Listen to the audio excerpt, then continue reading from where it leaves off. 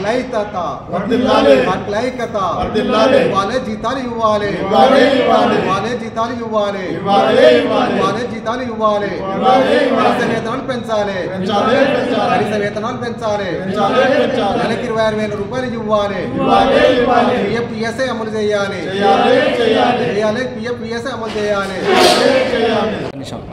నా పేరు C Venkatesh, TCI రాష్ట్ర ఉపాధ్యక్షుడిని. ఈరోజు తెలంగాణ రాష్ట్రంలో కార్మికుల పరిస్థితి చాలా తీవ్రంగా ఎదుర్కొంటున్న సమస్యలు ఉన్నాయి. ప్రధానంగా ఈరోజు గ్రామ పంచాయతీలో పనిచేస్తున్న కార్మికులకు గతంలో ఉన్న బీఆర్ఎస్ ప్రభుత్వం 10 సంవత్సరాల నుండి జీతభత్యాల విషయంలో పెద్ద పట్టించుకోకపోవడం వల్ల, అదేవిధంగా తెలంగాణ ప్రభుత్వాన్ని ఆ రోజు గంతె దించి ఆ తర్వాత కాంగ్రెస్ ప్రభుత్వాన్ని తెచ్చుకోవడం జరిగింది. రాష్ట్రంలో జీతాలు రోజు రోజు గండంగా మారుతున్న పరిస్థితి ఈరోజు గ్రామ పంచాయతీలో కనిపిస్తూ ఉంది. గ్రామ పంచాయతీలో ఎలక్షన్లు జరగకపోవడం అనేది గ్రామ పంచాయతీ సిబ్బందికి చాలా ఇబ్బందిగా మారే పరిస్థితి. రోజు రోజు జీతాల సమస్య తీవ్రంగా మారుతూ ఉంది.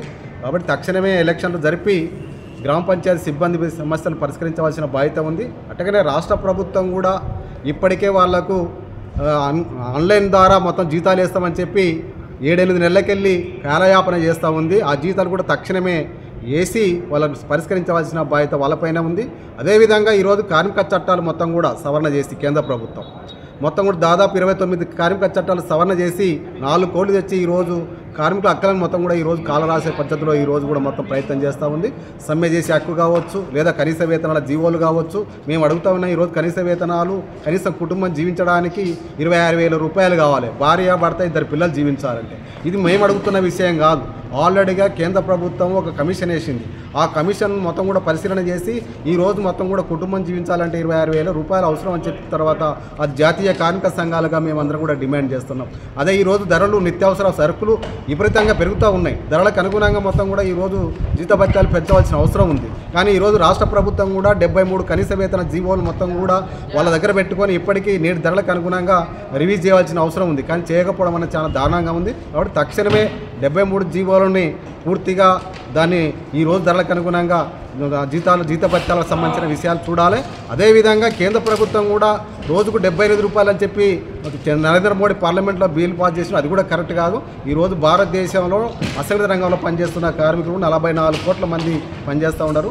దాన్ని మొత్తం కూడా దృష్టిలో పెట్టుకొని వాళ్ళ జీవన ప్రమాణం పెరగడం కోసం ప్రయత్నం చేయాలి. కానీ వాళ్ళు మొత్తం కూడా నిర్వీర్యం చేసే పద్ధతిలో ఈరోజు చట్టాలను మొత్తం కూడా పెట్టుబడిదారులకు అనుగుణంగా ఈరోజు ప్రయత్నం చేస్తూ ఉన్నాడు. దాన్ని మేము తీవ్రంగా కార్మిక సంఘాలుగా వ్యతిరేకిస్తూ ఉన్నాం. భవిష్యత్తు పోరాడానికి కూడా సిద్ధం కావడానికి మేము ప్రయత్నం చేస్తూ ఉన్నాం.